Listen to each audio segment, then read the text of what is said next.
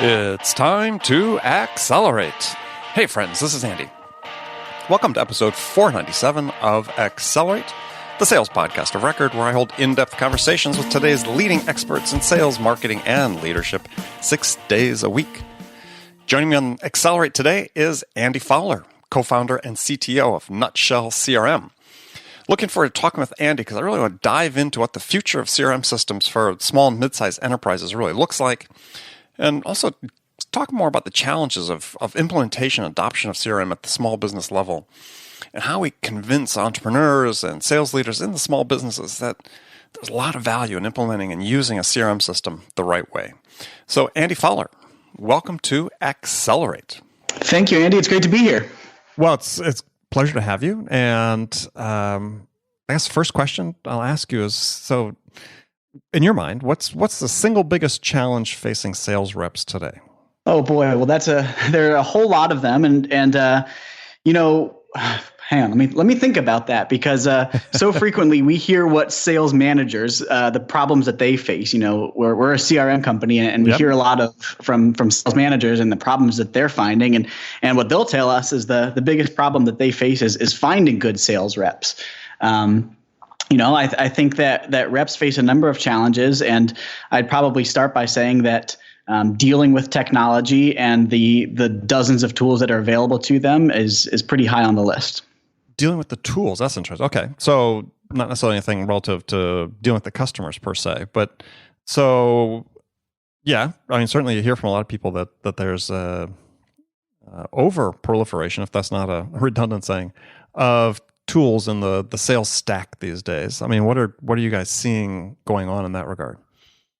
Well, I think that, this has happened in a whole bunch of different areas. In fact, maybe marketing is even worse than sales when it comes to over-proliferation of tools. But even on the sales side, we just see, so many people that are oversold and over-promised great tools that are going to add a little bit more convenience to their day. And you kind of end up with a little bit of a house of cards and a zillion tools that are going to tell you when someone opens your email and what phone they're on and all kinds of things. And I think that they end up distracting from the actual relationship that's going on. And, of course, it depends what kind of sales rep you are. If you're someone who's, just hammering the phones all day, trying to get in the door, maybe you need those kinds of tools. But, for a lot of the customers that I talk to and a lot of the sales reps that I'm familiar with, they're trying to build relationships and actually form a connection with people at the other end. And we frequently hear that they spend more time typing and tracking and emailing than they do talking and relating. Well, so that sort of brings up a question, which I ask a lot of times with people, because I talk to a lot of CEOs and founders of tools companies and so on, is, all right, well, yeah, that's their job, making relationships, making connections, absolutely agree. So how does your tool do that, right? I mean, because people sort of look at CRM and say, yeah, CRM really command and control, right? Mm-hmm. What's it do to help the rep at that, what I call the sort of the moment of truth, when they actually have that opportunity then to speak with someone, speak with another human? How's the CRM helping them at that point in time? Well, there's a couple of things. And, at the heart of it, the core promise of CRM remains what it has always been, in that it becomes a place that tells you and reminds you of what you know about the person on the other end of the phone or the other side of the table. And so if you're diligent about it and you're taking your notes and you're using this as a memory device to remember, the last conversation that you had with somebody and the things that do help you build that relationship, that's where it can be really useful. I think that where people begin to struggle is when they put so many other things in the way there. But one of the metaphors we like to use is, I think it's a Steve Jobs quote. So I'm sorry, I know Steve Jobs quotes are a dime a dozen, but I always loved the metaphor that he described of computers as bicycles for the mind, right? They're not trying to replace us. They're a tool, and they're helping us move faster. They're helping us get things done, but they aren't replacing us. We are still the person on the bicycle doing the hard work, and they just make our job easier. And I think that's when tools work well. It's when we try to replace activities, or when we're using a tool to send emails for us or to make calls for us, and we kind of overindulge there. That's when I think things get problematic. Well, you use sort of a key word before, and not to not to challenge you per se, but you talk about the promise of CRM, which the implication is that it still largely remains a promise. I mean, do you feel like CRMs are delivering on the promise? Well, it depends on who you ask, right? The promise I described there was the promise to the rep, right? That this tool is going to help you sell better. It's going to fill in the blanks for you. It's going to help you remember things and not to drop the ball. But the other promise of CRM that maybe people more frequently buy into is that, well, this is a tool to help you, as you said, command and control your reps. And that's an easier promise to deliver. It's pretty easy to put a tool in place that says, here, I can make sure my team is making their 18 calls per day and scheduling all of their follow-ups. But that kind of promise, I think, is a little bit less interesting. And if we're putting on just the owner, our owner hat, and thinking about what's best for the business, it's actually helping out the rep rather than the manager, and helping the manager command and control and check in on those phone calls is one promise of CRM. That's not the one that I think about. I think about the one that's helping the rep and acting as that notebook, as that memory keeper, and building relationships. So you guys have been out how long with your product? We launched our product in November 2010. Wow! Stood on a stage actually it was the Future of Web Design conference. We launched at a design conference rather than a sales conference. If that tells you anything about how we thought about the market at the time. So what are some of the key lessons you've learned that maybe weren't obvious when you first got started, or maybe weren't even obvious a year or two ago? Yeah, well, great question. So my background is more of as a technologist than as a sales rep myself. I've owned my own business before, and so I've done sales, but I spend more time in code than I do selling still. And I would say that what I've learned along the way is that you really need to understand the goal of the person using your product. And that's where I go back. I know I'm repeating myself a bit here, but I go back to thinking about who's using a CRM. Is it a manager who's trying to understand the activities and count and set quotas and all of that, or is it actually trying to deliver value and to increase sales? Because that's really what as owners of companies and as shareholders and everyone, that's what we're really driving toward.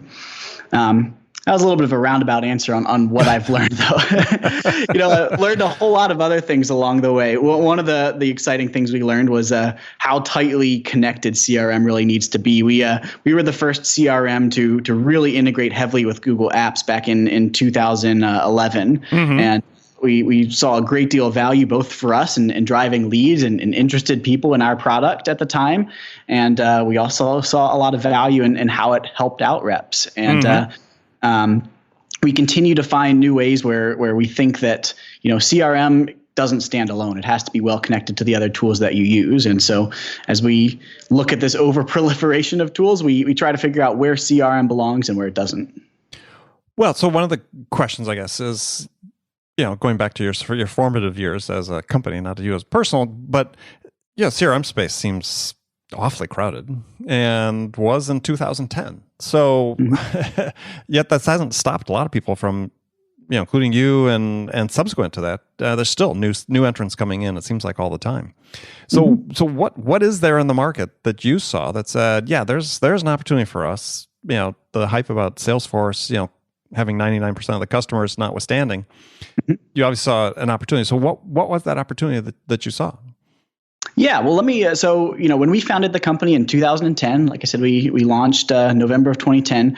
The three sort of places that we identified that were underserved were in three specific areas. First was design.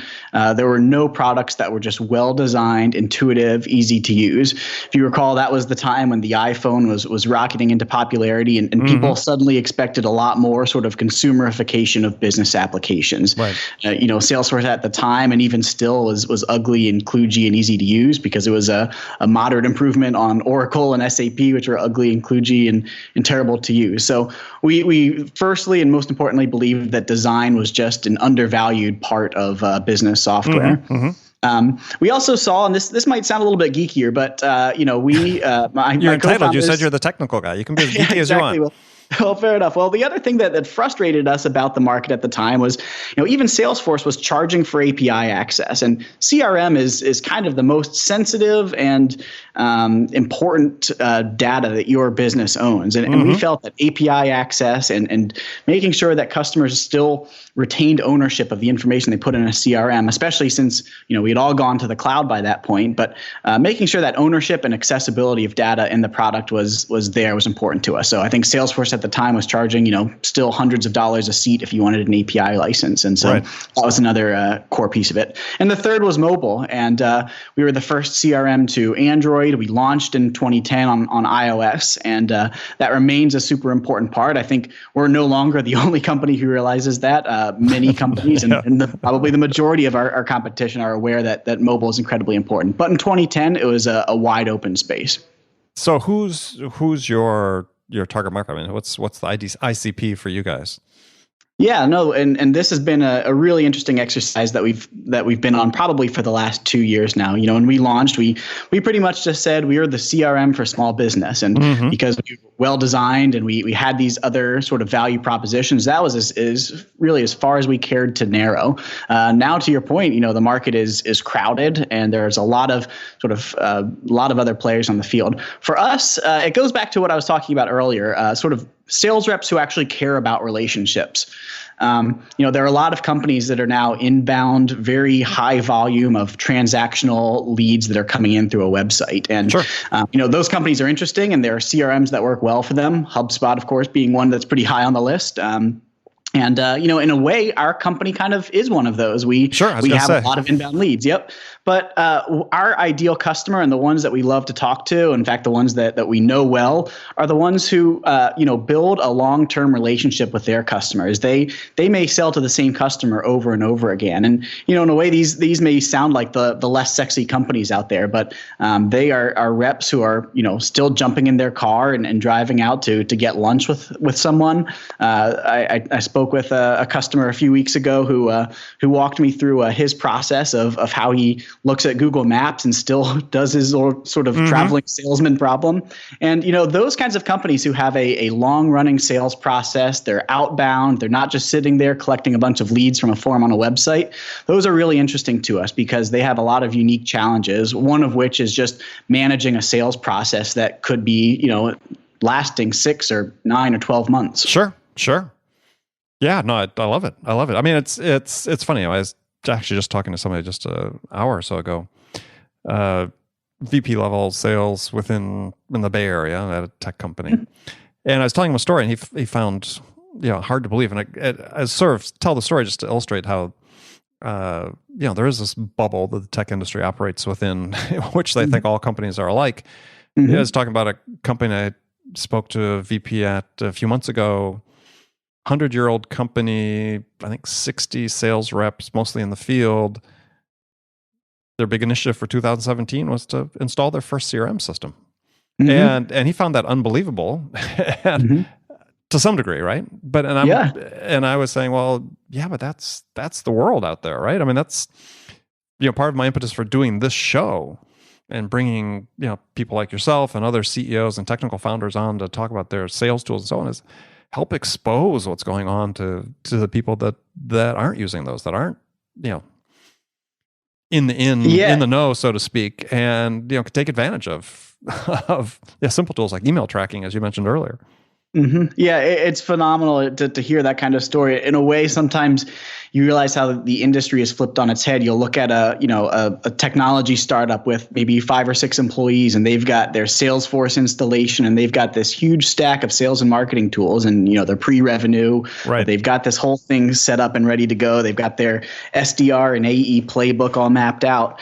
And then you talk to customers like ours, and they're companies that are manufacturing goods, and they're selling to other businesses, and they're 100-year-old companies, and they have well-defined, they're terrific sales reps. They've got a process nailed down, but they just never have had the impetus, or maybe they haven't been inside this bubble that says you need 30 tools to be able to sell. The truth is, technology can help them, but they don't think about that being the first thing that they do. Yeah.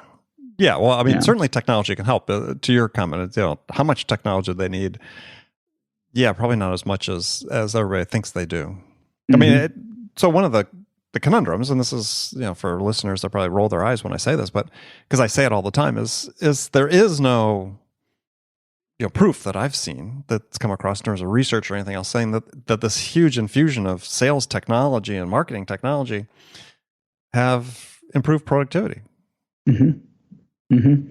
Yeah, it's it's an interesting thing, and you can go to our website or to the website of any of our competitors and see research that has been done on the ROI of CRM, and there's a lot of different ways to look at it. But I certainly think that there's a lot more sort of emphasis on technology than there is on human relationships. And our objective in our technology is to help with human relationships rather than to give you a stack of 300 tools that are going to save you 3% of time during the day. And I love that, because I literally, right before you and I jumped on this interview, I was just giving a webinar for a sponsor company, and that's exactly what I was talking about. Is your process should exist solely to serve to my mind, serve the purpose of making that moment of interaction between your sales rep and another person higher value and more impactful.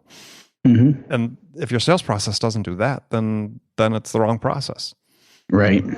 But we seem to be sacrificing, to some degree, I think, at least within certain segments, sacrificing this idea of the human relationship for the sake of the technology.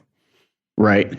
And all of these things, and the reason we put these kinds of tools into place is still important. We need to measure our sales team, and we need to make sure they're doing their jobs, and we need to get rid of the ones who aren't and to promote the ones who are. And that still is a premise of CRM, and that's the reason why companies do find it and put it to good use. But in my mind, that's a secondary purpose of the product. And the first one is to help reps build a rapport and relationships and trust with their customers and their potential customers. Well, okay. So let's dive into a nutshell a little bit. So first question, where's the name come from? It's a great question. My colleague Guy came up with the name, and it is. Yeah, I wish I could take credit for it, but the name was available at the time. Like I said earlier, I'm from Ann Arbor here, and I actually remember the time sitting on the patio at Zingerman's, kind of a world famous deli, world famous deli here in Ann Arbor. Been there. And Guy introduced me to this idea, and he had the name all ready to go at the time. And it may have been the name itself that sold me on building this company, but it's a terrific way that I think represents our brand of being down to earth about, it represents the point of CRM, that it's still the place where you put things in nutshell, but it's not, this sort of data science, massive piece of technology that's trying to, control your sales process. Right. Now, interestingly, I completely off topic here, but there seems to be somebody in New Zealand with a Nutshell CRM as well. We've encountered those folks occasionally. I think it's sitting on a file. It sits on top of FileMaker. Yeah. Yeah, I think it's sort of this Asia Pacific's largest FileMaker developer, though. Exactly. Yeah, I've never actually spoken to anyone there, and the other Nutshell out there about 5 years ago was a salon management tool called Nutshell, and there's nothing new under the sun. All right. Well, I like the name. You can see everything in a nutshell. I like that. So again, back to your point about the CRM helping people with the human side of the business, the human to human interaction. The moment of truth, right? When you've invested time and effort. So how are you helping the reps with that? Well, one of the biggest things, like I said, is that, a CRM should be the sales rep's notebook. It should be the thing that jogs your memory and reminds you of what you've said. And because it's, more than a notebook, it can do that in a few other ways. So something that's important to our product is that that Nutshell connect not only to the sales rep and what they're saying to a customer, but to support tools and to things along those lines. So, for instance, when I pick up the phone to talk to one of our customers today, I of course open them up in Nutshell, and we we, as most technology companies do, have our own massive suite of technology, and we talk to our customers through tools like Intercom and Zendesk and Olark, and we have a lot of different ways that we talk to our customers. So I open up Nutshell though because it helps me see every one of those conversations in a single timeline. We weren't the first to do this, but I think we've done it particularly well. We use sort of a Facebook newsfeed style interface to sort of sum up the history of conversations with a customer. So before I pick up the phone and talk to someone, I can see that they spoke to Kristen about a problem last week, and that they talked to Sarah when they first set up their account, and I can sort of see all of those conversations rolled up. So I'm not just looking at my personal notebook about a customer, but I'm seeing essentially the notebook of everyone else that my team used. Interesting. So when you're talking to a potential customer, SMB customer, and getting back to the story I told before about in the world at large, most companies still don't have CRM systems. What's the sales process for you? I mean, there's an educational component there. I think that is a little different than a SaaS company that's selling into a tech or tech-enabled company. There's a certain understanding of CRM. When you're selling into sort of greenfields like that, what are sort of the keys that you found? Well, it's the same kind of thing that I think probably many of your listeners think about. It's building a relationship with the person at the other end of the phone. And what I love about our customer base is that nearly half the time, the person we're talking to who's looking for a tool like ours is the owner of the business, and they have a wealth of knowledge about what their business does and who their customer is and how they operate, and they are incredibly adept people at the work that they do, whether it is installing roofs or building the cryogenic brake linings that they do, or selling the laboratory equipment that they do. Right. They are domain experts in that. And what we get to come along and do is introduce them to how software can help them with their with understanding their customers and keeping track of those relationships better. So I think I've kind of danced around your question a little bit there, but when we talk to the owners of small businesses, we're talking to them about technology and what our product does, but the exciting part of it is learning about what they do and who their customers are. So how does a company like that come to the understanding that they need a CRM system? I mean, they've been, to your point earlier, and certainly understand, they've been operating just fine. And are they saying, look, gosh, we want to grow sales and something seems to be standing in the way, or we're having a hard time keeping track? We are growing quickly and we have a hard time keeping track of everything. What's sort of the impetus that you're finding? Yeah, very frequently, and there's a few different angles, and obviously the two kinds of customers that we talk to, the two kinds of leads we talk to are those who are either using a competitive CRM and they're just fed up with it, and that happens quite a bit, or there's the companies that aren't on a product, and that's the majority still. They're on email and they're on spreadsheets, and you know what? I love email and I love spreadsheets, and those are great tools when you're one person, but where they break down is when you go from one person to two. No CRM will ever beat just one sales rep having their own spreadsheet in front of them that's perfectly tuned to the way they operate. That's just it's a tool built for the job. But as soon as you need to add the second person to your team, that's where those tools begin to break down. So that's usually when an owner has sort of felt that pain for usually a couple of months, and they've tried to scale around it, or to ask people to email their spreadsheets in and do all kinds of things, when they realize that those tools that work well for one person at a time don't work well when suddenly you're all collaborating around your sales.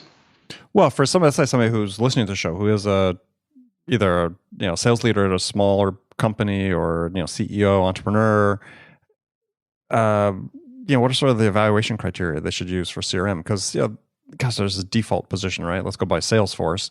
Like the company I talked about that had a 100-year-old company were buying Salesforce, and my first thought was, it seemed like they were buying sort of a native implementation of it, which most people are finding value through Salesforce through bolt-on applications through the App Exchange. So it's like, gosh, what was the process they went through to make that decision, right? Because that seems like that's going to be a lot of work. Right. So what are the criteria they should use in your mind when evaluating this type of investment?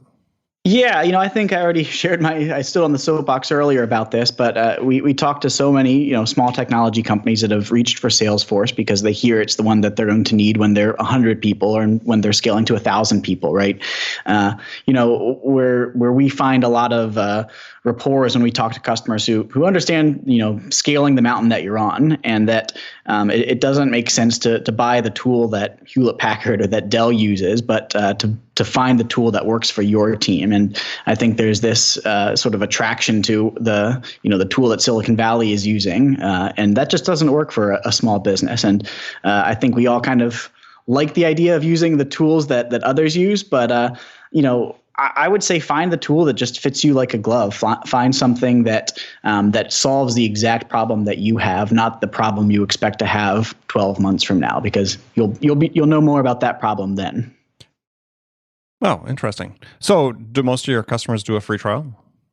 They do. Yep. We have a 14-day free trial. Most people sort of evaluate and decide very quickly in the first couple of minutes. I'm frequently impressed by how quickly people understand whether the product that we've developed sort of matches the unique need that they have, and whether it sort of fits their team and their style of working. And I mentioned earlier that a lot of people come from spreadsheets. We actually took that as a design cue, and we built a few different parts of our product. So we have pages that if you're comfortable looking at that Excel view, and that's kind of the world that fit well for you, you'll feel comfortable in Nutshell, because it was designed from someone who's coming from that piece of software.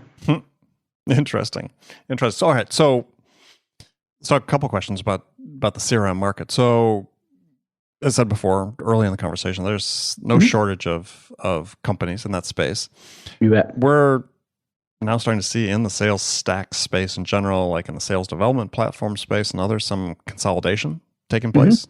Yeah. So what do you see and forecasts sort of happening in the CRM space?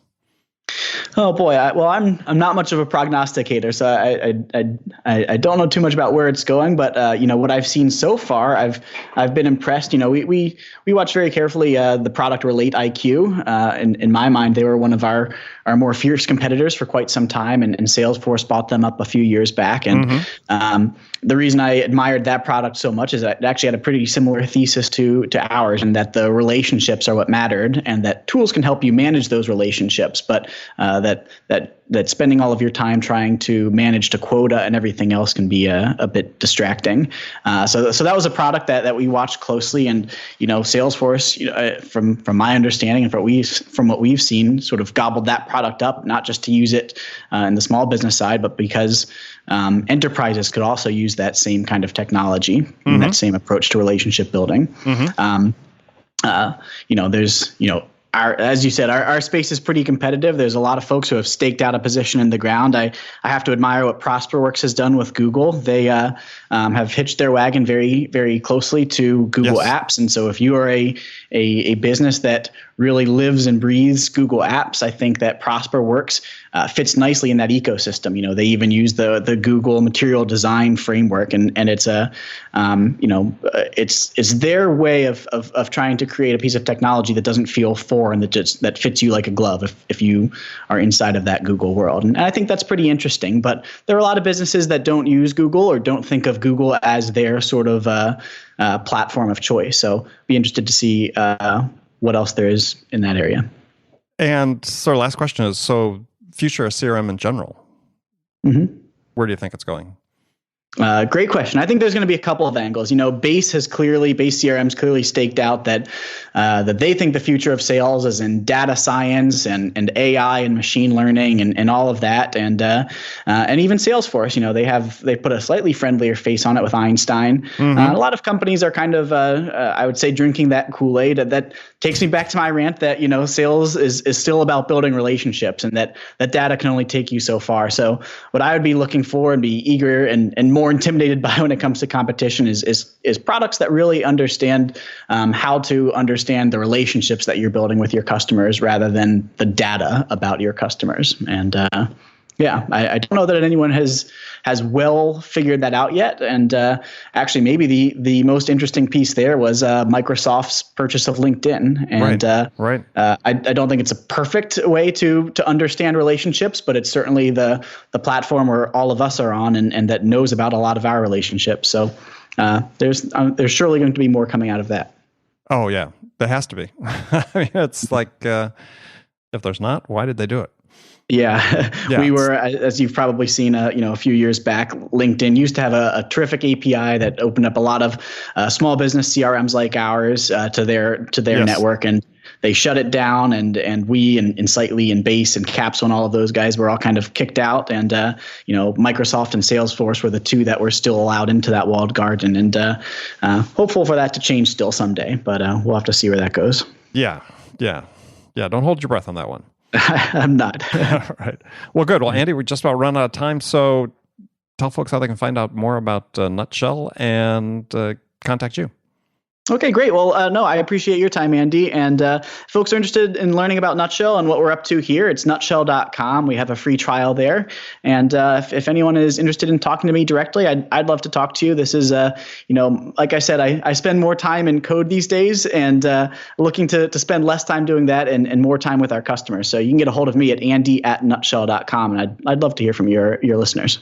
Great. All right. Well, Andy, thanks again. And friends, thank you for spending this time with me today. Remember, come back, join me again tomorrow.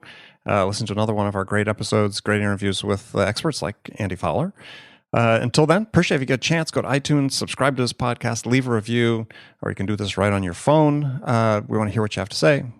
So please help us out there. So again, thanks again for joining me. Until next time, this is Andy Paul. Good selling, everyone.